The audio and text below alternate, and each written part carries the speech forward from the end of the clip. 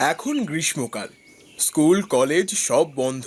তাই তো সবাই যার যার আত্মীয় বাড়িতে বেড়াতে ব্যস্ত। কিন্তু সুনীল কোথাও যেতে পারছে না, কারণ সুনীল তার বাবা মায়ের একমাত্র ছেলে। কি রে, অমন করে আঁচল ধরে বসে আছিস কেন? কিছু বলবি নাকি? মা, চলো না, একটু নানু বাড়ি থেকে ঘুরে আসি। কতদিন হয়ে গেল কোথাও বেড়াতে নিয়ে যাও না। দেখ বাবা, বাড়িতে এত কাজ। তোর বাবা তো রোজ কাজে যায়। আমি বাড়ি থেকে চলে গেলে তোর বাবাকে কে রান্না করে খাওয়াবে বল দেখি? এবার অনেক দিন স্কুল বন্ধ, সবাই তাদের আত্মীয়ার বাড়িতে বেড়াতে যাচ্ছে, কিন্তু আমার পোড়া কপাল, কোথাও যাওয়া হলো না। মন খারাপ করে না বাবা। সামনে সময় করে তোর বাবার কাজ বন্ধ করে আমরা গিয়ে ঘুরে আসবো, কেমন? কিন্তু তখন তো আর স্কুল বন্ধ থাকবে না। পাগল ছেলে, মন খারাপের কি আছে? বললাম তো পরে নিয়ে যাব। শোন, কাল কিন্তু নতুন ধানের চাল দিয়ে পিঠা বানাবো। সত্যি বলছো মা? কি পিঠা বানাবে? কেন, আমার বাবুটা যে পিঠা পছন্দ করে। সরা পিঠা আর সাথে শাক ঘন্ট। তাহলে তো খুব মজা হবে মা। নানু বাড়ি ক্যান্সেল। এই তো আমার লক্ষ্মী ছেলে। এখন যাও, গিয়ে পড়তে বসো ঘরে গিয়ে।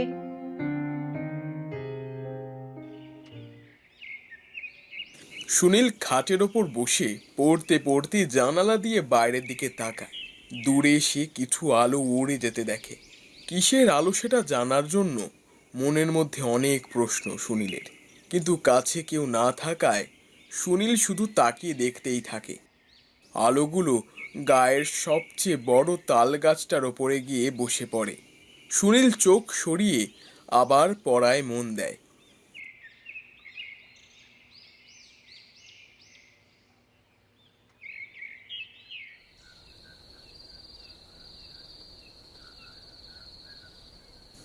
তারপর বাবা, তোমার স্কুল কি বন্ধ হয়ে গেছে?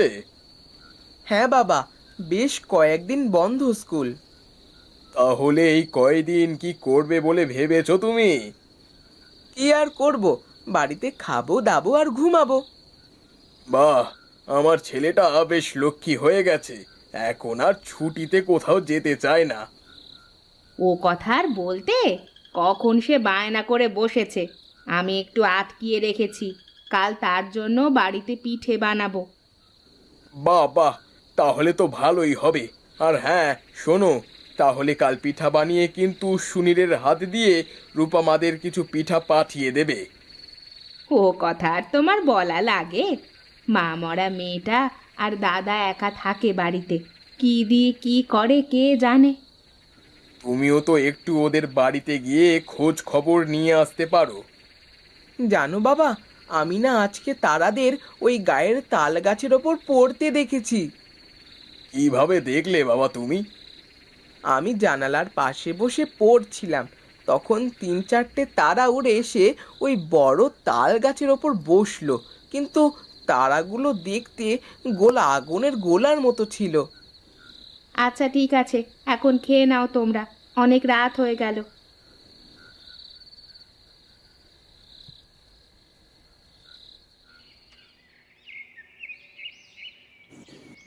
এত সকাল সকাল কোথায় চললি রে বাবা? একটু বাইরে ঘুরে আসি মা। তুমি জানো না, সকালের হাওয়া গায়ে লাগানো কত ভালো। হ্যাঁ জানি তো, কিন্তু ওই তাল গাছের ওদিকে যাস না কিন্তু বাবা। কেন মা, কালকে তারারা ওখানে এসেছিল, এজন্য বুঝি? হ্যাঁ রে বাবা, তাই। যেখানে খুশি যা, কিন্তু ওদিকে যাবি নে। ঠিক আছে, তুমি যা বলবে মা, আমি এখন তাহলে যাই।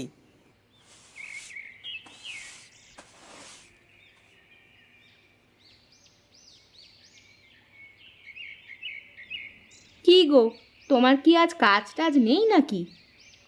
কাজ না থাকলে কি আর চলে? আজ একটু দেরি করেই যাব গিন্নি। তাই ভাবলাম পুকুর থেকে একেবারে দুটো ডুব দিয়ে যাই। সেটাই ভালো হবে। তুমি তাহলে গোসল করে আসো, আমি গিয়ে তরকারিটা চুলোয় দিই।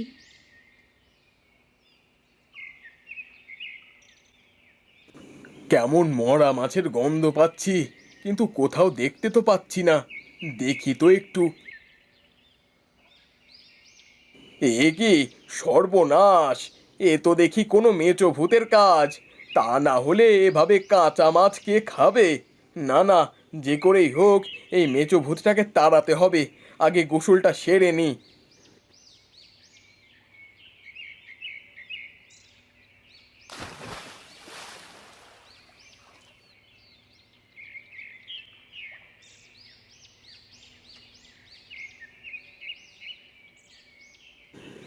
তুই এসেছিস রে বিনোদ? আগে গুরুদেব, আপনি আমার নাম কি করে জানলেন? আমি যে সবই জানি রে পাগল। তাহলে আমি কেন এসেছি তাও নিশ্চয়ই জানেন আপনি বোধহয়। মূর্খ, বলে দেখি এখন কি করতে চাস তুই? বাবা, যে করেই হোক আমার পুকুরটাকে বাঁচাতে হবে। যেভাবে মেচো ভূত মাছগুলো সব খেয়ে ফেলেছে, তাতে করে তো সব লস হয়ে যাবে। আমি চাইলে তোর এই বিপদ থেকে উদ্ধার করতে পারি, কিন্তু এর পরিণাম কি হবে তা কিন্তু আমি জানি না। কিসের পরিণাম গুরুদেব? তুই যদি ওকে তাড়িয়ে দিস তাহলে ও অন্য কোথাও গিয়ে থাকবে, কিন্তু যদি কখনো তোকে বা তোর পরিবারের কাউকে বাঘে পায় তখন কিন্তু ছেড়ে কথা বলবে না। সে পরে যা হয় দেখা যাবে। আপনি শুধু আমাকে এই মেচো ভূতের হাত থেকে বাঁচান। আমার পুকুরের সব মাছগুলো কেমন ছিলে ছিলে খেয়ে নিচ্ছে। তান্ত্রিক বিনোদকে কয়টা কড়ি দেয়। বিনোদ কড়িগুলো নিয়ে বাড়ি চলে যায়।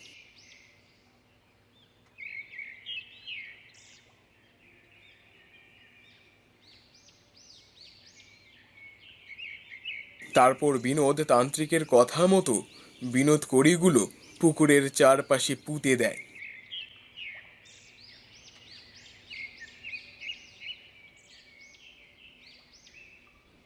কি গো, তুমি এখানে দাঁড়িয়ে কি করো? কি আর করব, এই সব জিন ভূতের এত উপদ্রব হয়েছে না চারপাশে। রোজ পুকুর থেকে মাছ ধরে ধরে খেয়ে খেয়ে পুকুরটা শেষ করে দিল। তাই তো পুকুর বন্ধ করে দিলাম। এখন দেখি কি করে ও আমার পুকুরের মাছ খায়।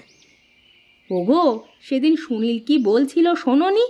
আমার মনে হয় ওগুলো তারা না। সে তো আমিও জানি ওগুলো জিন ভূত। তা না হলে কি আর তাল গাছের মাথায় গিয়ে বসে? শোনো, তুমি কিন্তু কোনোভাবে সুনীলকে ওদিকে যেতে দেবে না। আমি সে কথা আগেই সুনীলকে বলে দিয়েছি, ও তোমার চিন্তা করা লাগবে না। তাহলে ঠিক আছে, চলো এখন তাহলে বাড়ির ভেতরে যাই।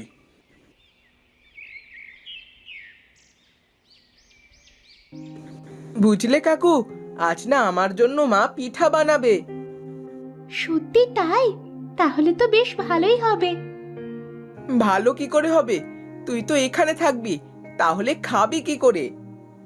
কেন, তুই আমার বাবার জন্য নিয়ে আসবি? না না, আমার পিঠে খেতে হবে না। কেন খাবে না কাকু? তুমি জানো না মায়ের হাতের পিঠা আর ঘন্ট কত সুন্দর হয়? হ্যাঁ হ্যাঁ জানি, কিন্তু কখন বাড়িতে পিঠা বানাবে আর তুই কখন নিয়ে আসবি? ওসব নিয়ে তুমি ভেবো না কাকু, আমি সব দেখে নেব। ওরে বাবা রে, আমার ছোট বাবাটা অনেক বড় হয়ে গেছে মনে হচ্ছে। বারে, এবার আমি ক্লাস 9-এ পড়ি, আর 1 বছর পরেই তো মেট্রিক দেব, তাই না রে রূপা?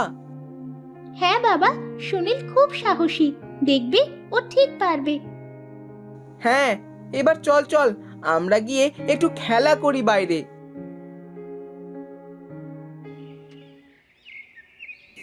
প্রায় সন্ধ্যা লেগে গেছে। বিমলা বারান্দায় বসে পিঠা ভাজতে থাকে। চারপাশে শুধু ঝিঝি পোকার ডাক। সুনীল বিমলার পাশে চুপচাপ বসে থাকে। কি রে বাবা, মন খারাপ করে বসে আছিস কেন? তুমি আমাকে মিথ্যে বলেছো, বললে সরা পিঠা আর শাক ঘন্ট করবে, কিন্তু তুমি তো এখন ভাজা পিঠা বানাচ্ছ। তোর বাবা অনেক করে বলল, কতদিন ভাজা পিঠা খাই না, তাই বানালাম। কাল তোকে সরা পিঠা বানিয়ে দেবো বাবা আমার। এই নে বাবা, এই পিঠাগুলো গিয়ে রূপাদের দিয়া এত দেখি। হায় হায় হায়, ভুল করলাম না তো? এই সন্ধ্যাবেলায় ভাজা পিঠা দিয়ে সুনীলকে পাঠানো মনে হয় ঠিক হলো না। বিমলা ভাবতে ভাবতে সুনীল হাঁটতে হাঁটতে চলে যায় অনেক দূরে। সুনীল রাস্তা দিয়ে হাঁটতে থাকে। হাঁটতে হাঁটতে সুনীল তাল গাছের কাছে যেতেই নিজের ছায়া দেখতে পায়। আস্তে আস্তে সুনীলের ছায়াটা সুনীলের শরীরের সাথে মিশে যায়। সুনীলের চোখ লাল হয়ে যায়। সুনীল তাল গাছের নিচে সব পিঠা খেয়ে ফেলে।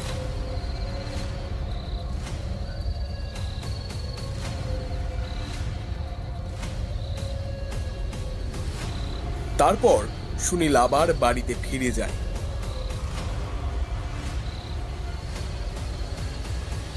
কিরে, এত তাড়াতাড়ি চলে আসলি যে? কোনো সমস্যা হয়নি তো? সুনীল তার বিছানায় শুয়ে কান্না করতে থাকে। বিমলা ভয়ে ভয়ে সুনীলের কাছে যায়। বিমলা সুনীলকে ডাকতেই সুনীল বিমলার দিকে তাকায়। সুনীলের লাল চোখ দেখে বিমলা ভয় পেয়ে যায়। বিমলা কি করবে ভেবে না পেয়ে ঘর থেকে ভয়ে বের হয়ে যায়। ঠিক তখনই বিনোদ বারান্দায় চলে আসে। কি ব্যাপার, কি হয়েছে? তুমি এমন করছো কেন? বিমলা বিনোদকে সব কথা খুলে বলে। বিমলার কথা শুনে বিনোদও ভয় পেয়ে যায়। বিনোদ আর বিমলা দুজনে হাঁটতে হাঁটতে তান্ত্রিকের কাছে যায়। তান্ত্রিক তার যজ্ঞে বসে থাকে। বিমলা আর বিনোদ তান্ত্রিকের সামনে বসে পড়ে। তান্ত্রিক চোখ খুলে বিনোদের দিকে তাকায়। বিনোদ আর বিমলা তান্ত্রিককে সব কথা খুলে বলে। আমি তোকে আগেই বলেছিলাম যে কাজ করতে যাসনি, তোর বিপদ হতে পারে। এখন কি করব গুরুদেব? আপনি আমার সুনীলকে বাঁচান। ঠিক আছে, তোরা যা, আমি এক্ষুনি আসছি।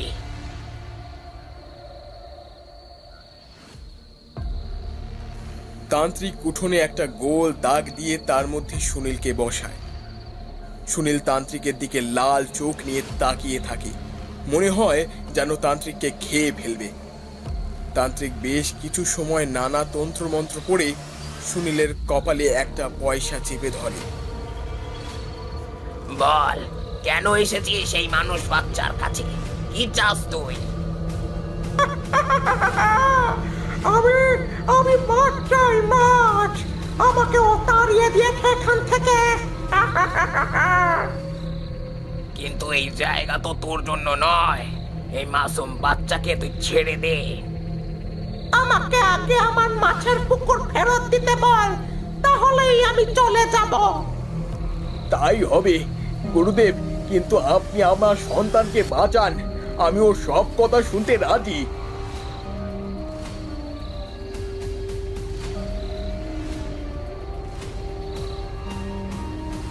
আর হ্যাঁ, শোনো, আর কোনোদিনও বাড়িতে রাতের বেলা ভাজা পিঠা বানাবে না। আজ যদি তুমি রাতের বেলায় ভাজা পিঠা না বানাতে, তাহলে এদিন দেখতে হতো না।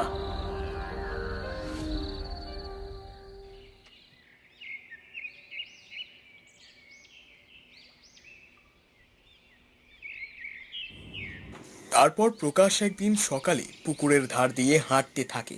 হঠাৎ সে মাছবিহীন কাঁটাওয়ালা মাছের শরীর পড়ে থাকতে দেখে প্রকাশ ভয় পেয়ে যায়। ভয়ে ভয়ে প্রকাশ বাড়ির ভেতরে চলে যায়।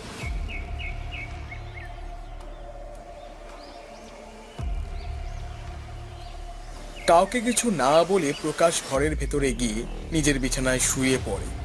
বিমলা প্রকাশের এমন আচরণ দেখে ভয় পেয়ে যায়। সে ঘরের ভেতরে প্রকাশের কাছে যায়। প্রকাশ, ও প্রকাশ, বাবা আমার, কি হয়েছে তোর? মা, আমি না আজ পুকুরে হাঁটতে গিয়ে মাছবিহীন কাঁটাওয়ালা মাছের শরীর দেখেছি। ওগুলো দেখে আমার খুব ভয় করছে।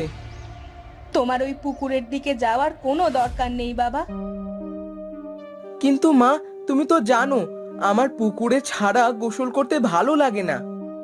হ্যাঁ রে বাবা, আমি তো সবই জানি, কিন্তু কি করব বল? তান্ত্রিক যে তোকে ওই পুকুর পাড়ে যেতেও নিষেধ করেছে। আমি কিচ্ছু জানতে চাই না। আমি বাড়ির বাইরে বের হতে পারি না এখন ভয়। তোমরা আমাকে একটু শান্তিতে থাকতে দাও মা, আমার খুব ভয় করছে। প্রকাশের এমন কথা শুনে আর কান্না দেখে বিমলা তার চোখের পানি ধরে রাখতে পারে না। আর পারবেই বা কি করে? নিজের সন্তানের এমন অবস্থা দেখে কি কোনো মা ভালো থাকতে পারে? বিমলা তার শাড়ির আঁচল দিয়ে প্রকাশের চোখের পানি মুছে দিতে থাকে। কাঁদিস নে সোনা আমার, তোর বাবা আজ বাড়িতে আসুক, আমি তাকে দিয়ে কিছু একটা করার ব্যবস্থা করছি। ঠিক আছে মা, বাবা বাড়িতে আসলেই তুমি আগে বলবা। ঠিক আছে বাবা, তুমি তাহলে এখন একটু শুয়ে থাকো, আমি বাইরে আমার কাজগুলো শেষ করে আসি।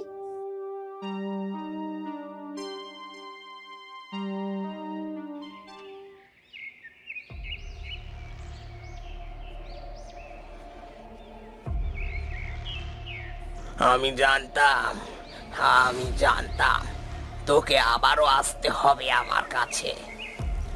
গুরুদেব, আমার যে আর কোনো উপায় নেই, একমাত্র আপনি আমাকে এই বিপদ থেকে উদ্ধার করতে পারেন। আমি তোকে কিভাবে উদ্ধার করতে পারি একটু বল দেখি শুনি। আমি কিছু জানি না গুরুদেব, তবে যে করেই হোক আপনি ওদের হাত থেকে আমার পরিবারকে রক্ষা করুন। আমার কাছে একটা মাত্র উপায় আছে, কিন্তু এতে যদি আমি ব্যর্থ হই তাহলে ওরা তোদের সাথে আমাকেও মেরে ফেলবে। গুরুদেব, আমি জানি আপনি পারবেন, দয়া করে আপনি আমার পরিবারকে বাঁচান। ঠিক আছে, যা। আজ রাতে চন্দ্র যখন আকাশের মাথার ওপর আসবে তখন আমি তোর বাড়িতে ওদের তাড়ানোর এক মহাযজ্ঞ করব। তুই সব কিছুর আয়োজন কর।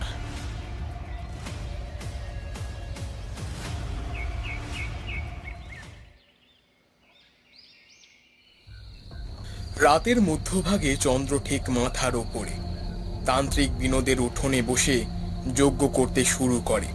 বিনোদ, বিমলা আর প্রকাশ হাতে একটা করে মাদুলি বেঁধে দূরে দাঁড়িয়ে থেকে দেখতে থাকে। কিছুক্ষণ পরে চারপাশ থেকে আগুনের গোলার মতো করে আত্মাগুলো সব এসে মাথার ওপরে গোল করে ঘুরতে থাকে। সবাই ভয় পেয়ে যায়। আত্মাগুলো জোরে জোরে হাসতে থাকে। আজ আমি তোদের সবাইকে একসাথে এখান থেকে তাড়াবো। বল, তোরা কেন এই গায়ের মানুষের ক্ষতি চাস? আমি তোর মৃত্যু চাই। আজ তোর কারণে এই গায়ের মানুষের এই অবস্থা। এই সব কিছুর জন্য তুই দায়ী। ঠিক আছে, এখন তোরা বল, তোরা কি চাস, আর এই গায়ের মানুষের মুক্তি দিতে কি নেবে? আমরা তোর মৃত্যু চাই। বেশ, তাহলে যদি তোরা আমাকে নিয়ে এই গায়ের মানুষকে মুক্তি দিতে চাস তাহলে আমাকে তোরা নিয়ে যা। তবে মনে রাখিস, আর কখনো তোরা কিন্তু এ গায়ে আসতে পারবি না। ঠিক আছে, তাই হবে। তান্ত্রিকের কথা শুনে আলোগুলো সবাই পিশাচ হয়ে তান্ত্রিককে তুলে উড়িয়ে নিয়ে চলে যায় তারা। প্রকাশ তার বাবাকে জড়িয়ে ধরে ভয়ে, বিমলা আর বিনোদ তান্ত্রিকের চলে যাওয়া দেখতে থাকে। বিনোদ সবাইকে নিয়ে ঘরে চলে যায়। তান্ত্রিকের জন্যই গায়ের মানুষের এই দুর্ভাগ্য হয়েছিল। আবার তান্ত্রিকই তার জীবন দিয়ে সবাইকে বাঁচিয়ে দিয়ে গেল।